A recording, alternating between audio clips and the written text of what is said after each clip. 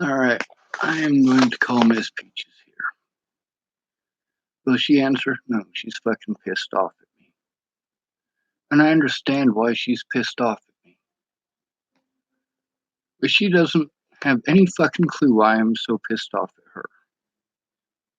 She doesn't fucking care.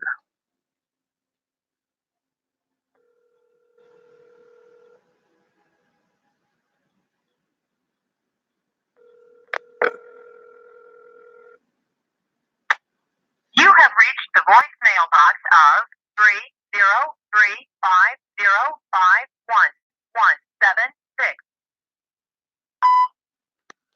Hello, Peaches.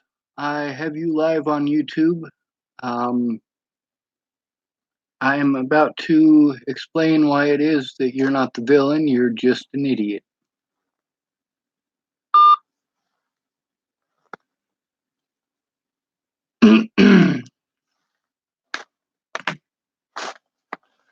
Alright, so I broke the law to try to force the police to look at evidence and to talk to the witnesses, including Miss Peaches. Now, Amanda Jonas wrote down a bunch of slander on my paperwork, including that no one tried to help. Obviously, that's not true. Obviously, if you listen to Miss Peaches, that's not true. If you've listened to the conversations between Peaches and I, obviously that's not fucking true. Amanda Jonas wrote down in that paperwork that nobody tried to help, that nobody was willing to go in with me. Obviously, Miss Peaches had tried, but the fact is, nobody actually went in with me. The police did everything in their power to make sure that I couldn't. Now, there are things that are not the police officer's fault. It's not the police's fault that Miss Peaches had her son with her on the day that I went in to talk to them. But they fucking played the hell out of the fact that she didn't, including slandering her name, and Mandy Hughes's name, and Katie Kate's name. These are all the people who offered to go in with me to speak to the police and just never followed through. Now, the fact is, if Miss Peaches had written down why it is that she didn't go in, that would have made a difference in court. If she'd have written down that we tried, that would have made a difference in court. The police were allowed and able to slander my name because Peaches never wrote it down. I mean, obviously, I had to make those videos after the fact, after I got out of jail, after all of that slander was in my court date. And Miss Peaches could have come forward about that. I shouldn't have had to record that in a fucking phone call. Now, I'm going to post that in the link description right as soon as I'm done with this. I'm going to post Miss Peaches' conversations with me. Miss Peaches is pissed. She won't talk to me because I repeated the slander by the police officers. But at the same time, it's not slander. What the police had to say was slander. What I had to say is not. Do you know why? Well, I'll tell you why. Because the police outright lied about it.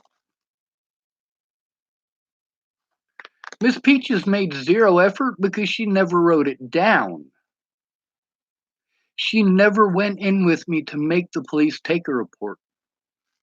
Now, as far as that stuff in my court date in Arapahoe County, Miss Peaches could have spoke up, but I was prevented from being able to talk to her. I didn't have the ability to call her. I had no money on my books. And I wrote a letter to Miss Peaches about it, but it got wet in her backpack, and she could have come forward about that. And she should have. I was being tortured in the fucking jails because Miss Peaches never actually came forward with what she knew. It didn't register in her head that it shouldn't have taken 7 months to write this shit down.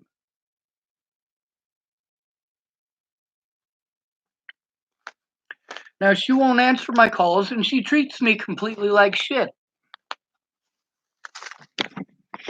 Instead of trying to understand why I'm pissed off, she types shit at me like, "You're dead to me." Well, fuck you, Miss Peaches.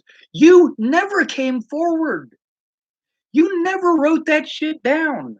You never spoke to the lawyers with me. The term mentally ill literally means you have to go in with me. It literally means that you have to speak to them with me. It means that you literally have to come forward and use your voice. Is Miss Peaches going to watch this video? No, she's not. She doesn't give a fuck about me.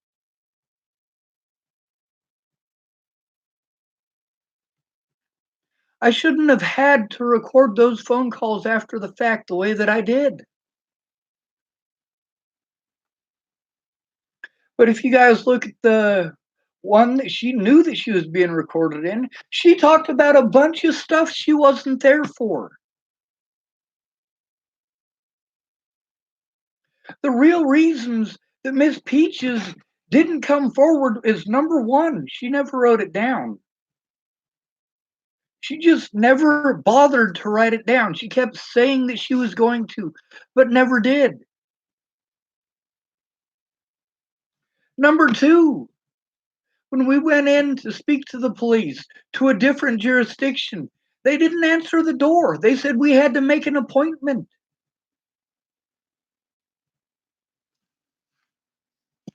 Number three, when I was in the jail, I didn't have access to call her to let her know that that was going on. She needed to make a statement about all of the reasons that our efforts amounted to nothing.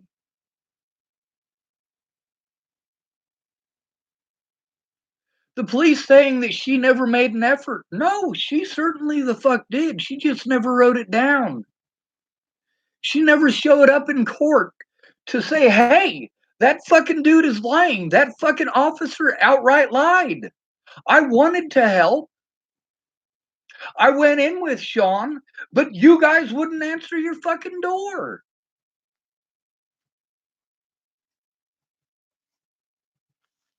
Do I believe it's slander? Fuck yes, I do. But the fact is, she never wrote it down. And then there are all of the things that the police and the public pretenders did to prevent me from even reaching her. Mandy Hughes sent money, that money that Mandy Hughes sent so that I could make phone calls. My very first week there, they didn't put it on my books. The police never put it on my books. None of that made any difference until I had been already tortured in the jails for over a month. When it was already too late to make a difference. That's when Mandy Hughes' daughter put money on my books. And those conversations don't make any fucking difference. My bullshit is already done and over with at that point.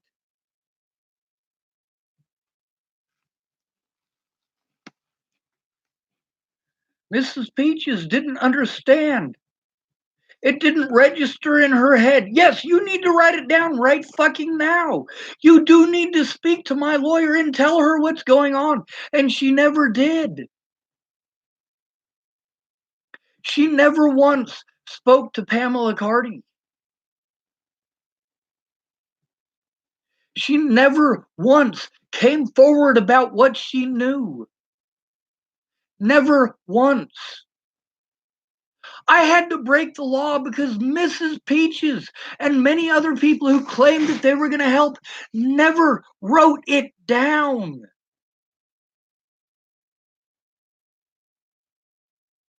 And these people expect me to be able to do all of these things that are easy in their fucking heads because they're not having to go through everything that I'm going through, having to move from place to place with a fucked up back, with no fucking family support, being ignored by the people who said that they would help. Miss Peaches is justifiably pissed off, but I'm justifiably pissed off at Miss Peaches for never coming forward. When the police claimed that none of these people tried, there is so much evidence that these people did try. But the police wouldn't listen. The media wouldn't fucking listen.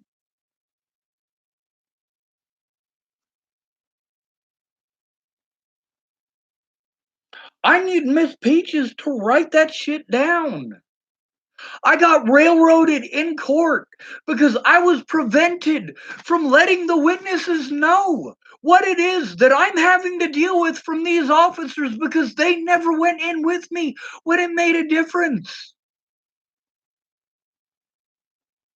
If Miss Peaches had not had her son that day and she had gone in with me to speak to Amanda Jonas, things would have turned out differently. If she'd have explained that she didn't go in because she had her son with her, things would have turned out differently. But she never did.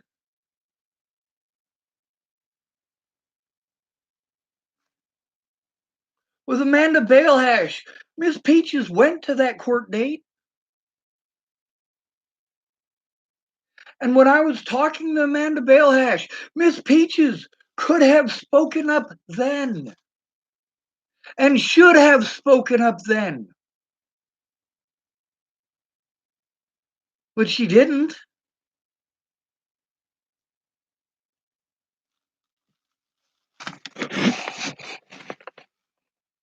She could have explained that the reason that she threw me out into the weather, into the cold,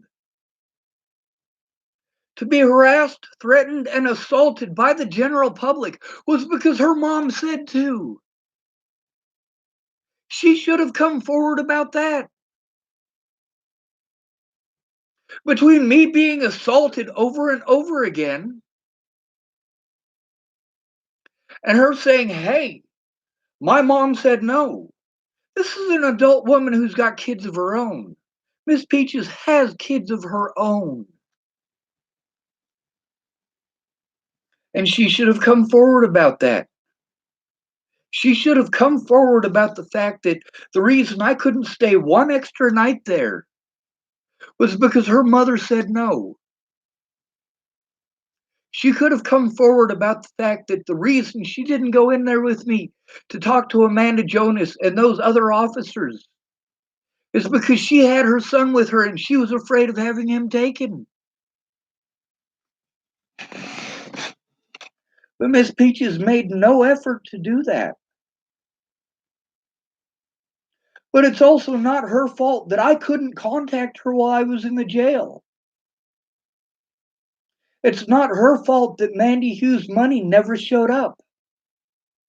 And that's something Mandy Hughes should have said something about while it still made a fucking difference. The police and the public pretenders did everything in their power not to talk to the witnesses because of the term mentally ill, which is the whole reason that I needed Miss Peaches to go in with me to begin with. I don't give a fuck how pissed off you are at me about the things I had to say. Miss Peaches, you made zero effort to write a report. You made zero effort to go in with me when it made a difference. And yes, you had your reasons. You had your son with you. And I don't know why I'm speaking as if Miss Peaches is going to watch this. Of course she's fucking not.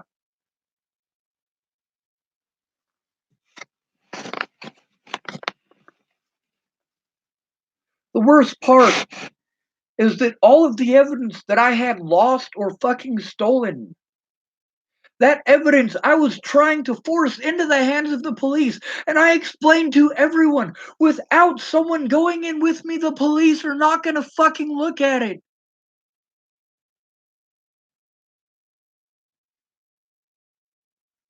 Mandy Hughes' reason for not going in with me was that she had warrants.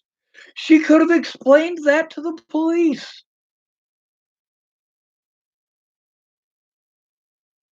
Miss Peach's reason for not going in, number one, for most of that time, I couldn't fucking coordinate with her because I had 10,000 other things I had to go to.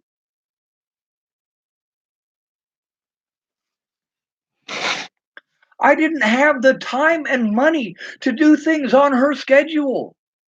So when we set it up so that we could do it together, Miss Peaches almost always had an excuse not to. And maybe her reasons are valid, but she needed to come forward about those reasons. Instead of making excuses not to, make an effort to try, Miss Peaches.